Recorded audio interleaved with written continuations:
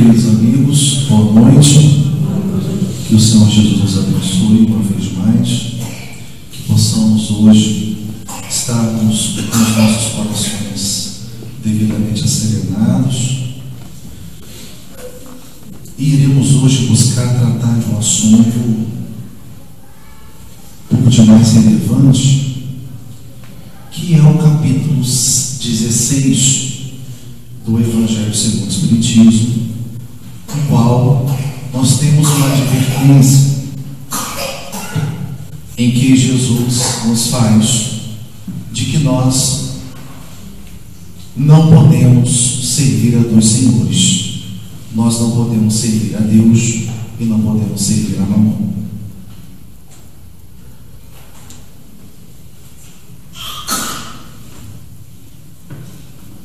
Para ilustrar o capítulo 16, Allan Kardec nos traz duas lições de dois personagens totalmente diferentes. O primeiro personagem era um jovem, na verdade adentrando na fase madura, mas ficou conhecido como jovem rico. E esse jovem rico, em dada ocasião, ele utiliza uma oportunidade e tem um encontro com Jesus. E apesar de gozar de todo o conforto da sua vida material, havia algo no seu íntimo que não estava em ordem. E aí o jovem rico se aproxima de Jesus e diz: bom mestre, o que devo fazer para adquirir a vida eterna? E aí Jesus responde: por que me chamas de bom? Bom sou o Pai. Mas se queres entrar na vida eterna, guarde os mandamentos. E aí o jovem rico pergunta: quais mandamentos? Jesus responde: não matarás, não prestarás falso testemunho, não adulterarás, enfim, ama o próximo como a ti. E aí o jovem rico, numa postura de muita coragem, diz: Senhor, eu guardo todos esses mandamentos desde o início da minha juventude.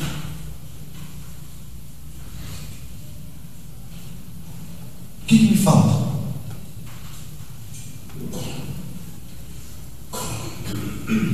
E Jesus diz para ele assim: você guarda todos os mandamentos, não é? E você deseja mais. Então você quer ser perfeito. Se você quer ser perfeito, você faz o seguinte: doa todos os seus bens aos pobres. Todos. E me segue.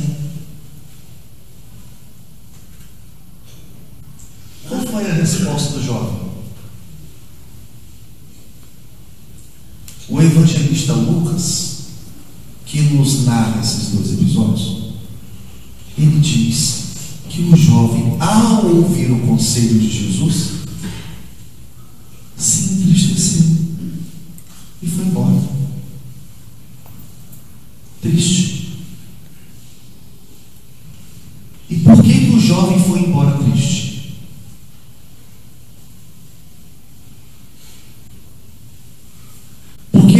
Estava em condições de escolher o Senhor dos céus.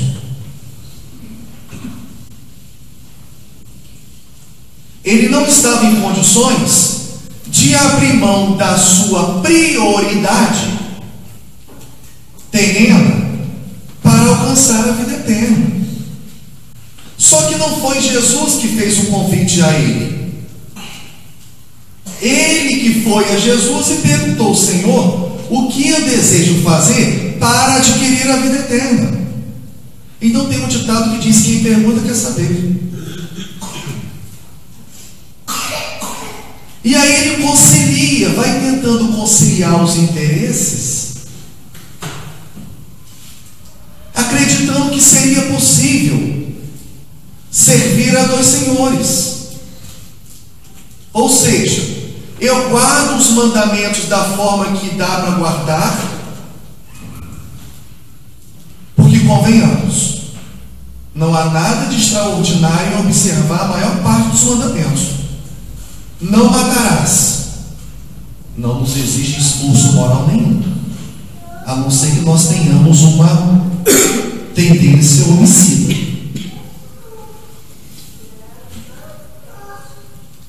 Não prestarás falso testemunho, ou seja, não viva na mentira cotidiana. Honre o teu pai e a tua mãe. Então, observar os 10 mandamentos muitas vezes não nos exige uma coragem moral. E por essa razão nós temos muitos companheiros no mundo religioso da terra que preferem seguir Moisés a seguir Jesus. Porque Moisés não determina para a gente doar os nossos bens aos pobres. O Evangelho é boa nova de constrangimento às nossas condutas equivocadas.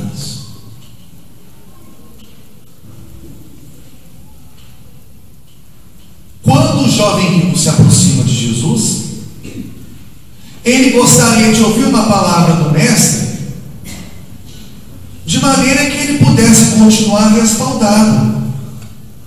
Não, eu quero ser o verdadeiro cumpridor dos meus deveres religiosos, mas eu quero continuar zelando pelos interesses da terra. E aí qual é a advertência evangélica? Nós não podemos servir a dois senhores. Trazendo isso para a nossa linguagem popular, não dá para assobiar e chupacana.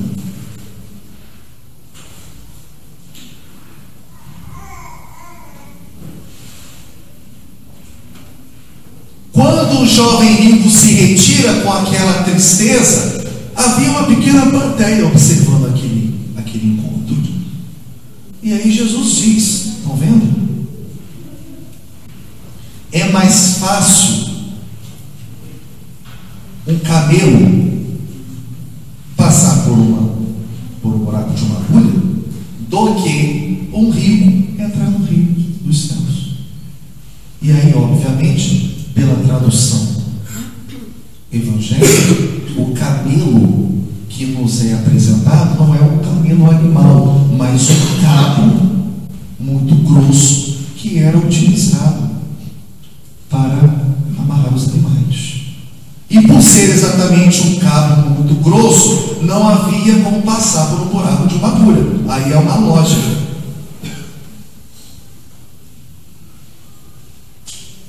Então esse é o primeiro exemplo, o primeiro personagem desse capítulo, daquele que escolheu o seu Senhor, que é o Senhor da riqueza. Escolheu Mamon, que representa toda a fonte de poder, de suntuosidade. Mas nós temos outro personagem neste capítulo que nos dá uma outra lição sobre o emprego da riqueza. E para a gente compreender esse personagem, nós vamos regressar um pouco.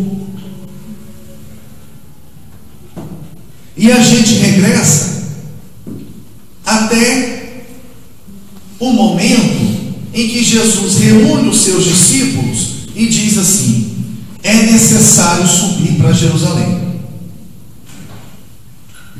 E aí alguns discípulos pensaram que aquela seria uma viagem festiva.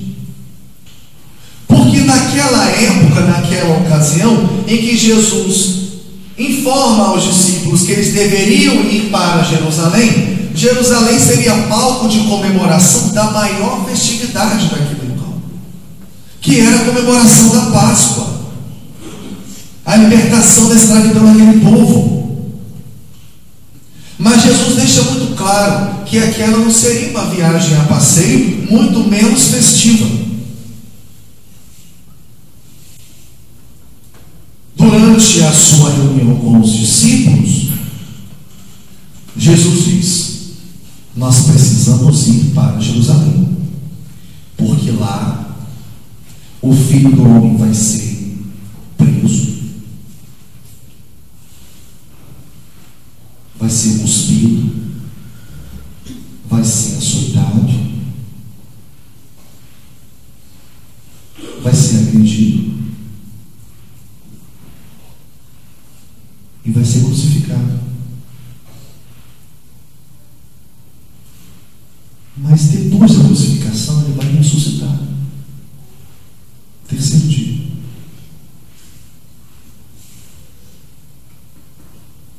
Embora houvesse uma fala profética, porque Jesus dá o passo a passo, né?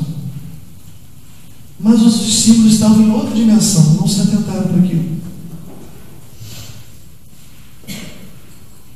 Porque, imagine, qual é a tranquilidade que eles teriam, tendo a ciência de que durante a entrada em Jerusalém ia ocorrer prisão, condenação, crucificação de Jesus. Parecia que não deram ouvido ao Cristo, como nós muitas vezes não damos, ao ainda reproduzirmos a tradição religiosa que nós temos, de que Jesus foi traído por Judas. Mas os evangelistas falam em várias passagens que Jesus narra a sua crucificação com antecedência.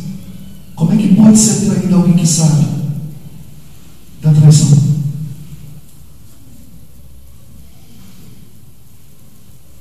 Como é que pode ocorrer traição se o traído já havia narrado com detalhes o que iria ocorrer?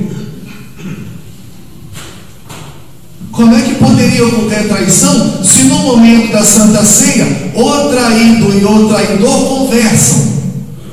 E o traído diz para o traidor: vai e faz o que tem que fazer, mas faz logo.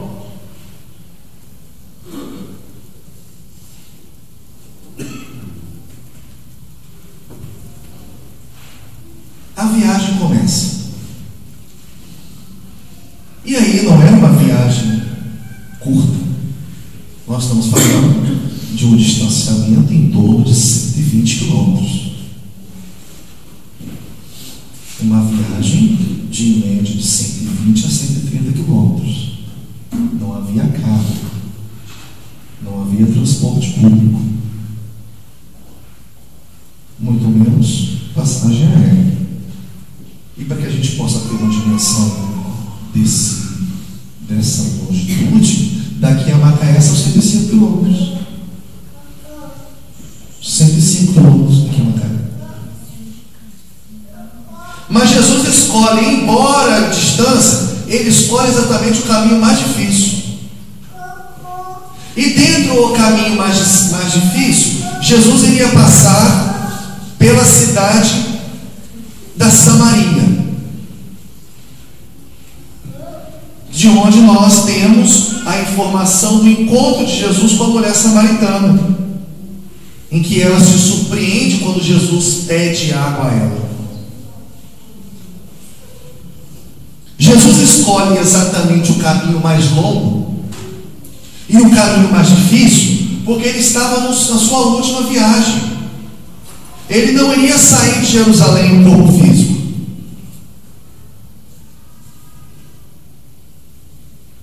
Seria a sua última passagem pela Samaria. Mas antes de chegar à cidade da Samaria, antes de chegar a Jerusalém, ele passa pela Samaria e iria passar por dentro de uma cidade, que era uma cidade muito importante. Na verdade, era a segunda cidade mais importante da Palestina. É a cidade de Jericó, que nós já ouvimos falar algumas vezes.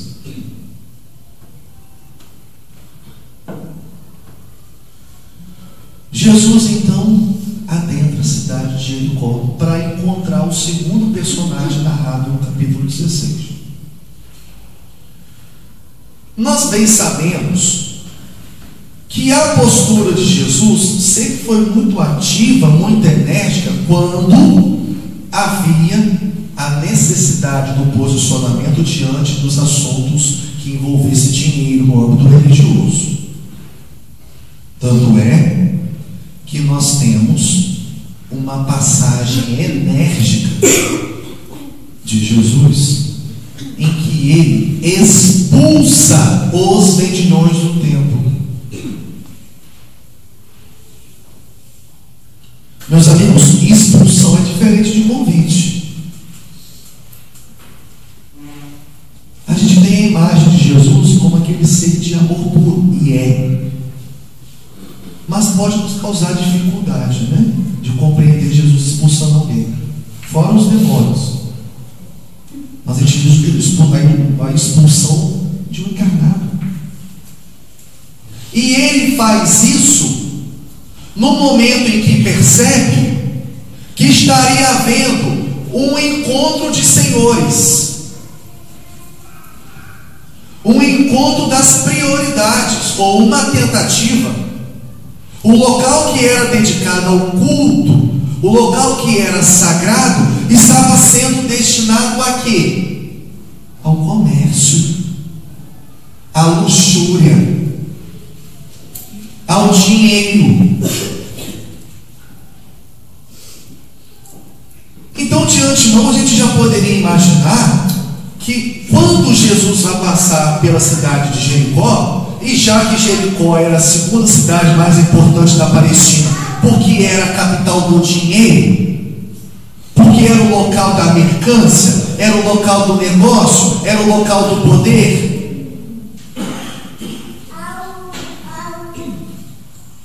era o local dos cambistas, dos mercenários, dos agiotas.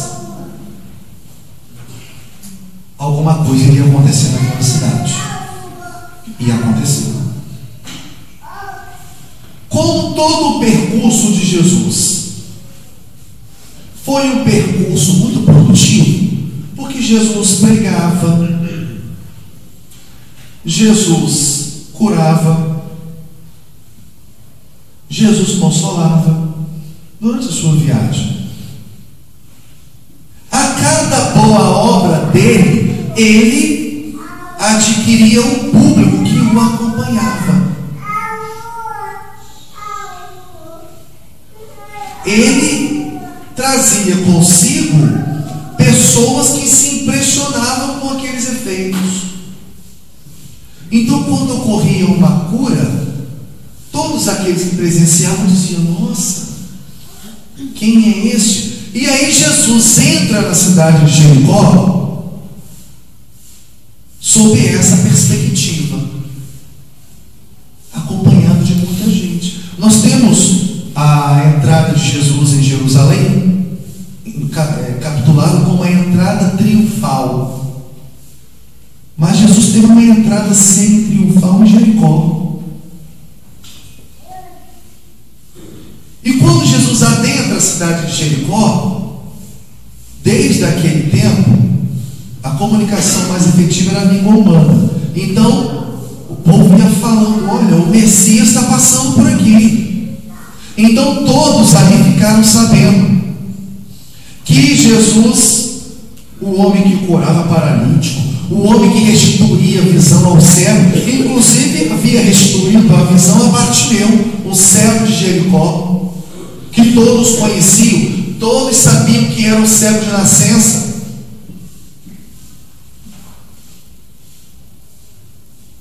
E naquela cidade havia uma autoridade que tinha um desejo sincero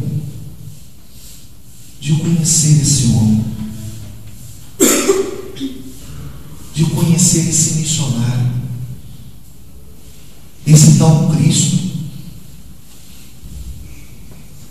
Esse homem, que era uma autoridade de Jericó, na verdade, era a maior autoridade do Estado romano em Jericó, ele possuía uma função de destaque, de relevância, porque ele era o chefe dos publicanos. E quem eram os publicanos? Os coletores de impostos.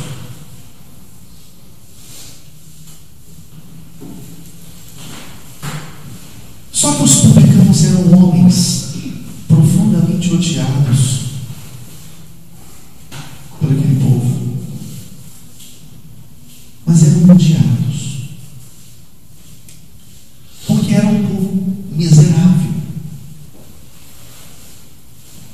E eles eram miseráveis porque a maior parte das suas riquezas, ou seja, da produção dos seus trabalhos, eram a serviço do Estado romano por meio de tributos. Hoje nós pagamos uma pequena parte de tudo que a gente produz ao Estado, né? Mas naquele tempo não. Naquele tempo ficava-se com uma pequena parte e destinava tudo, ou a maior parte.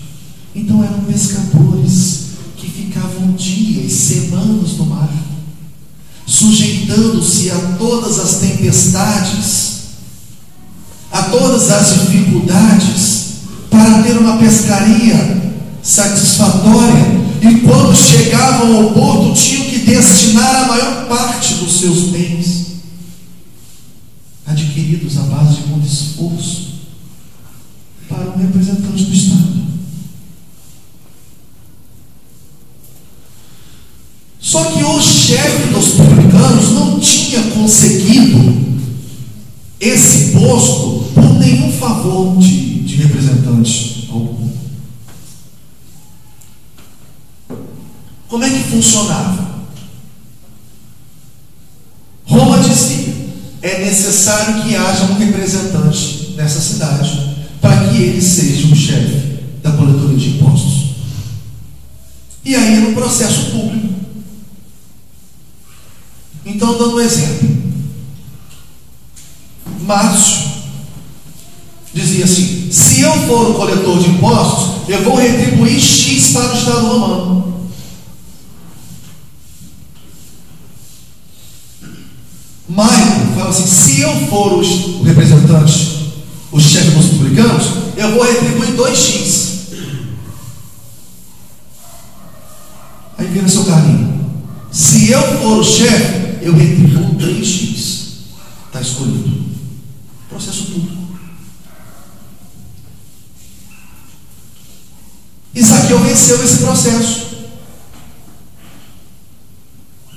Um homem de Jericó venceu o processo. E aí nós temos uma concepção de Zaqueu de ser um homem mercenário, maldoso, né? Mas se Zaqueu não tivesse vencido o processo, o Estado romano deixaria de cobrar imposto?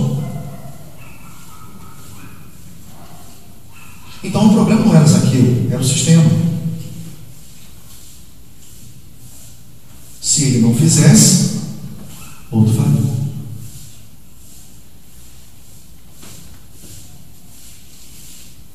Só que Zaqueu não estava feliz, embora fosse muito rico.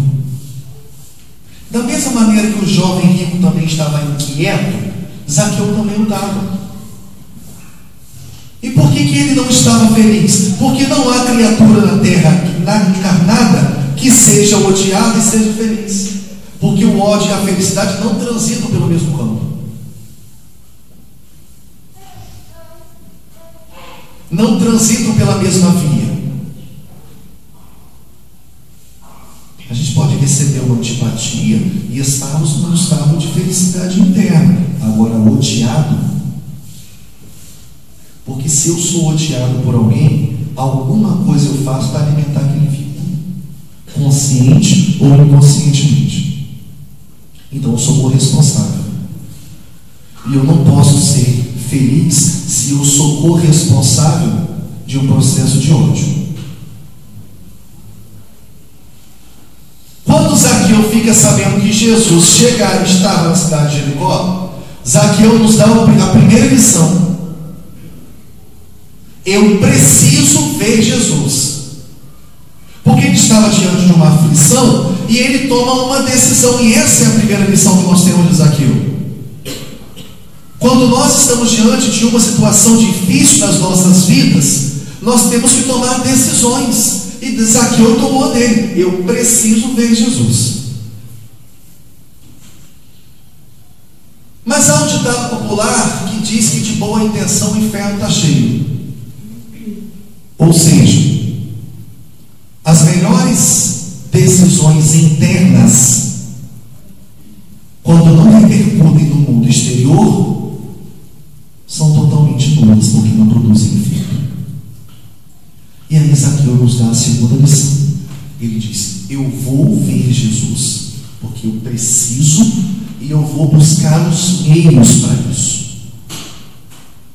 Só que ao buscar os meios materiais daquele encontro, Zaqueu se depara com dois obstáculos poderosos. Um obstáculo de ordem física e um obstáculo de ordem social. Um obstáculo de ordem social era que Zaqueu era um homem triplamente odiado.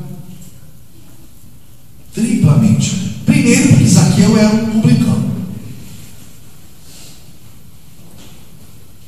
E é interessante que quando Jesus faz o convite aos discípulos para seguirem ele, só teve um convidado que causou um desconforto imenso nos demais.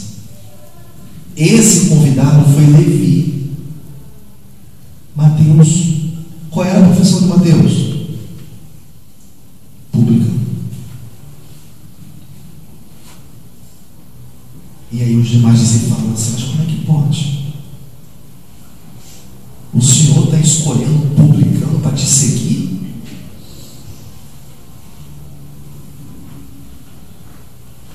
Então, dos três motivos: primeiro, que Zaqueu era um publicano.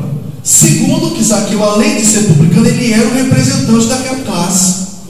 E terceiro, porque Zaqueu, além de publicano e chefe dos publicanos, Zaqueu era um homem muito rico. E a sua riqueza era adquirida à base do suor alheio. Então vamos dar um exemplo aqui, bem absurdo, bem esdrúxulo, algo que é distante da nossa realidade. Quando a gente identifica um caso de um político que se enriqueceu indevidamente em nossas custas, eu sei que é difícil os amigos pensarem nesse exemplo, que é difícil. Não acontece, mas vamos nos esforçar. A gente fica sabendo, no plano das hipóteses, que um político tem lá milhões de reais.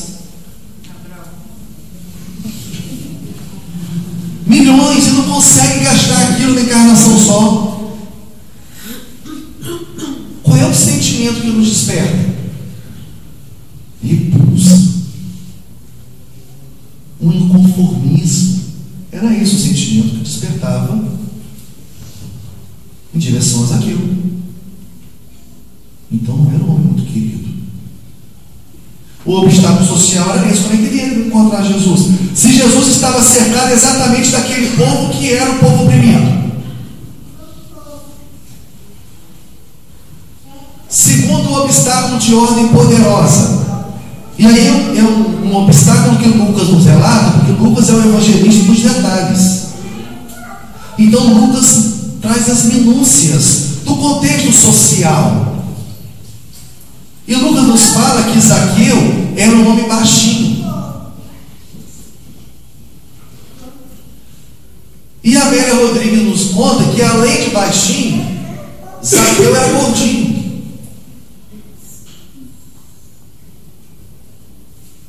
E como é que um homem baixinho vai ter acesso a Jesus se ele estava cercado de gente?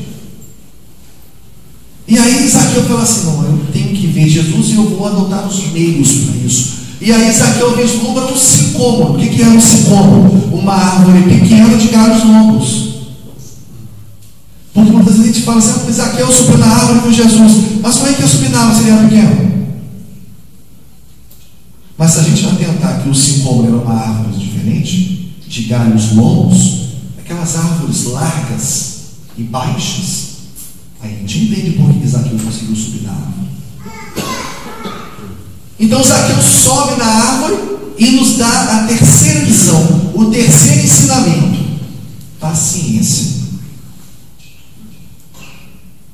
Porque quando Zaqueu sobe na árvore, Jesus estava distante ainda. E ele aguarda. E muitas vezes a gente quer que o relógio da solução esteja compassado com o relógio do problema, mas não é assim. Não é assim. E Zaqueu espera o momento oportuno.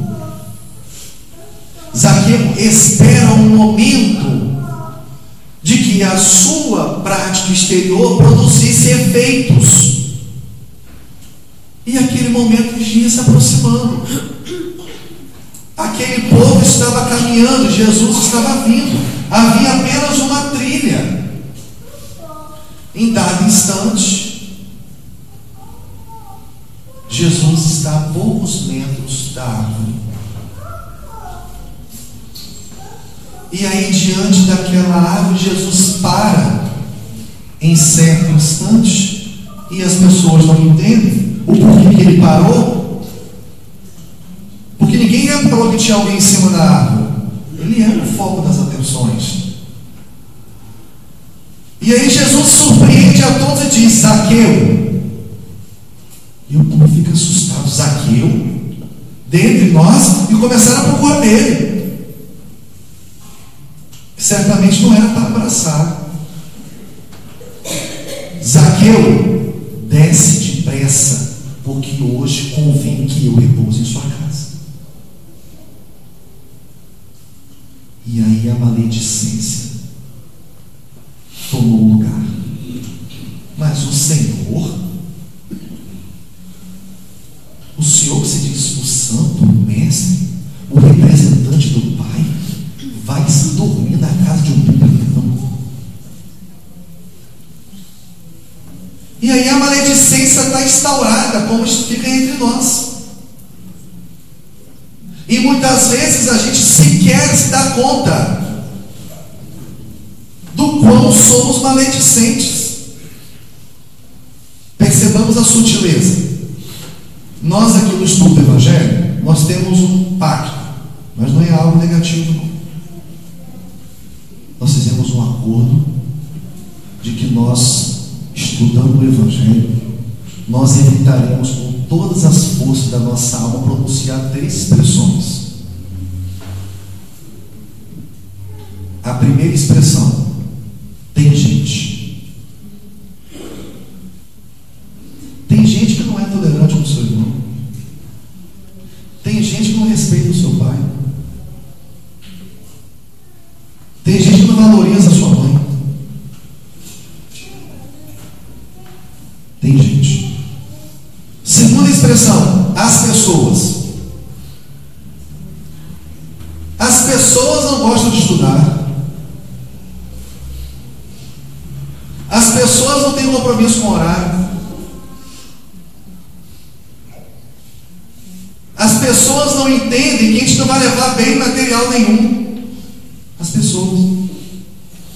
E a terceira, mais tenebrosa: eu, por exemplo. Leonardo não gosta de estudar. Eu, por exemplo, já li a obra básica dele. Dani Barros chega sempre atrasado. Eu, por exemplo, chego com 10 minutos de antecedência.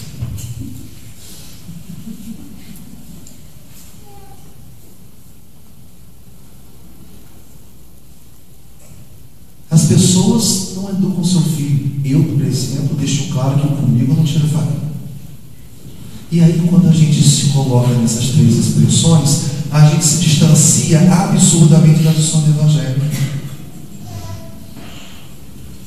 Porque a gente vai estar sempre exemplificando com o outro. E na única hipótese de exemplificar com a gente daquilo que deu certo. Essa postura é uma postura farisaica, porque os fariseus faziam isso. Vocês devem guardar os mandamentos, vocês devem fazer isso. Mas a gente ouve em alguns movimentos religiosos, em algumas religiões, alguns líderes, alguns pastores, alguns padres, alguns palestrantes que falam assim, como os fariseus. Sim, vocês acham que o fariseu não encarna, não? O fariseu daquele tempo está onde? A gente tem um templo em São Paulo com mais de 2 milhões de reais construído. As vestes dos representantes são uma fortuna. Então os fariseus daquele tempo vão reencarnar onde? Qual é o local destinado para ser a pátria do cruzeiro e o elemento motivador da regeneração do mundo? Onde que é o hospital desse momento de transição que nós vivemos? No Brasil, eles vão reencarnar onde? Na Síria? Porque onde tem a maior pluralidade religiosa é o Brasil. Façamos um inventário que a gente tem de religião aqui para a gente ver. Então Jesus vai à casa de Zaqueu, embora houvesse aquela maledicência enorme. E quando Jesus chega à casa de Zaqueu, Jesus conta uma parábola. Que parábola foi essa? Que nós já ouvimos muitas vezes. A parábola dos talentos. E o que diz a parábola dos talentos? Que um senhor foi viajar e destinou parte dos bens para os seus servos, e depois cobrou deles o que eles fizeram com os bens que eles haviam deixado. Mas que interessante, porque Jesus conta a parábola dos talentos, que é uma parábola que trata da administração da riqueza, na casa de Zaqueu, que era o nome do dinheiro, que por sua vez era o nome do dinheiro na cidade de Jericó, que era a capital do comércio. E Allan Kardec traz esses exemplos em qual capítulo? Nós não podemos servir a Deus e a Mamon. E Mamon é o quê? Deus, o dinheiro. Então o problema é o dinheiro.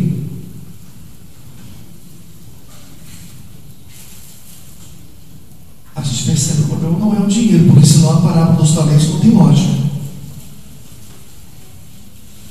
Muito menos em que capítulo isso está sintonizado.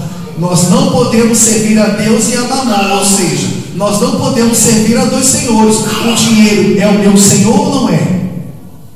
Se ele for o meu senhor, ele é minha perdição. Se ele não for o meu senhor, ele é um instrumento de progresso. Livro dos Espíritos, das Leis Morais, tem um capítulo só para os de progresso. Então, a dica, digamos assim, que a doutrina nos dá é essa.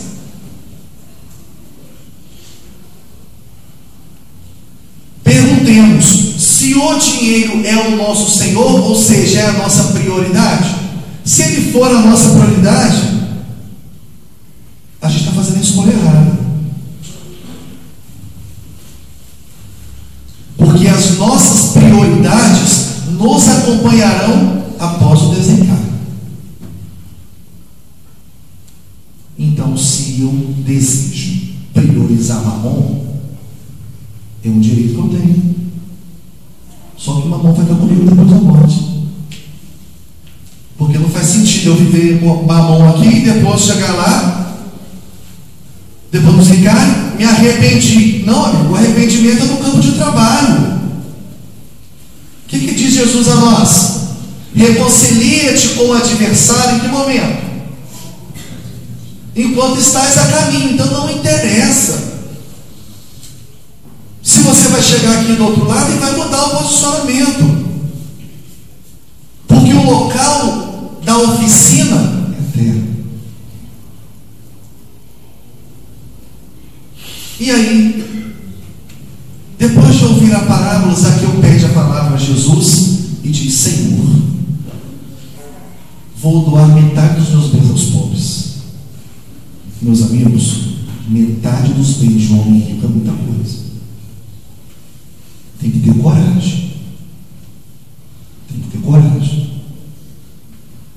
Eu vou doar metade dos meus bens aos pobres, e se eu fraudei alguém, eu vou restituir 4 vezes mais.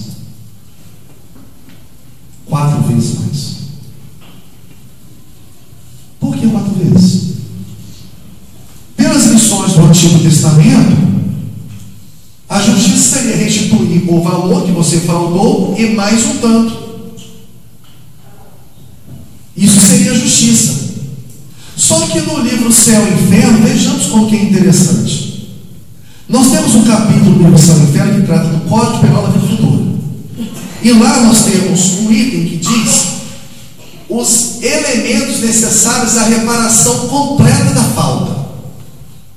São 3: arrependimento, expiação e reparação. Zaqueu se arrependeu. Zaqueu, se devolvesse apenas o que ele fraudou, ele cumpriria a expiação, mas não teria reparado totalmente a falta, porque a reparação completa da falta ocorre em fazer o bem a quem a gente lesou.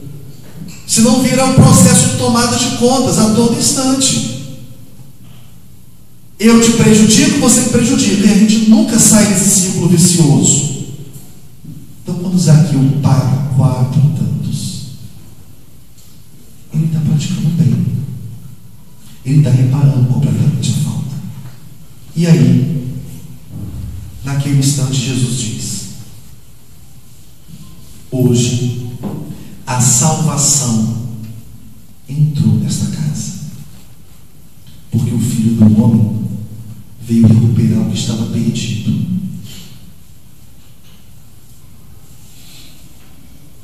E vejamos quanto a doutrina era lógica. Quando Zaqueu retribui 3 tantos a mais, ele está sendo caridoso como está. E o que Jesus fala de salvação.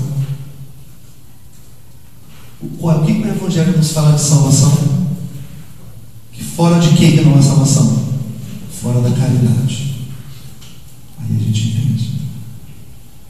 Passam-se os milênios. Ismael convida uma assembleia no plano espiritual para tratar de um assunto importantíssimo: a vinda do Espiritismo à Terra, e mais, a vinda do Espiritismo ao Brasil, a pátria do Cruzeiro. Ismael reúne espíritos nobres para aquela assembleia. E dentre aqueles espíritos, lá estava Zaqueu. Conta-nos o livro Brasil, Coração do Mundo, Pátria do Evangelho, Humberto de Campos. E aí Humberto de Campos contempla Zaqueu e diz: descerás as lutas terrestres com o objetivo de concentrar as nossas energias no país do Cruzeiro, dirigindo-as para o alvo sagrado dos nossos esforços. Meu Deus, Zaqueu vai encarar o Brasil. Arregimentarás, diz Ismael, todos os elementos dispersos com as dedicações do teu espírito, a fim de que possamos criar o núcleo de atividades espirituais dentro dos elevados propósitos de reforma e regeneração. Não precisamos, Zaqueu, encarecer aos seus olhos a delicadeza dessa missão,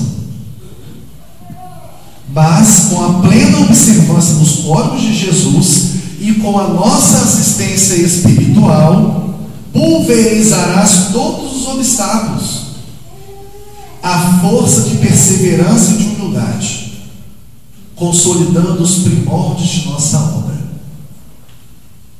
que é de Jesus no seio da pátria do seu Evangelho. Se a luta vai ser grande, considera que não será menor a compensação do Senhor, que é o caminho, a verdade e a vida. E aí diz Humberto de Campos que havia em toda aquela assembleia espiritual um divino silêncio. O discípulo escolhido nada pudera responder. Com o coração palpitante de doces e esperançosas emoções, as lágrimas de reconhecimento lhe caíam copiosamente dos olhos. Ismael desfraldara, diz Humberto de Campos, a sua bandeira à luz gloriosa do infinito, salientando-se a sua inscrição divina, que parecia constituir-se de sóis infinitésimos. Urna vibração de esperança e de fé fazia pulsar todos os corações, quando uma voz terna e compassiva exclamou das cúpulas radiosas do ilimitado: glória a Deus nas alturas, e paz na terra aos trabalhadores de boa vontade. E assim, sob as orientações do nosso grande timoneiro, Zaqueu desperta entre nós no Brasil, em 29 de agosto de 1831, no lugarejo de Riacho do Sangue, hoje conhecido como Jaguaterama, interior do Ceará. Desperta dentre nós, não mais como publicano, mas como médico, não mais como Zaqueu, mas como o doutor Adolfo Bezerra de Menezes, o médico dos pobres, nos ensinando as lições do Cristo que nós tanto precisamos. É com essas vibrações, com os ensinamentos do inesquecível publicano, do médico dos pobres, que desejamos aos amigos muita paz.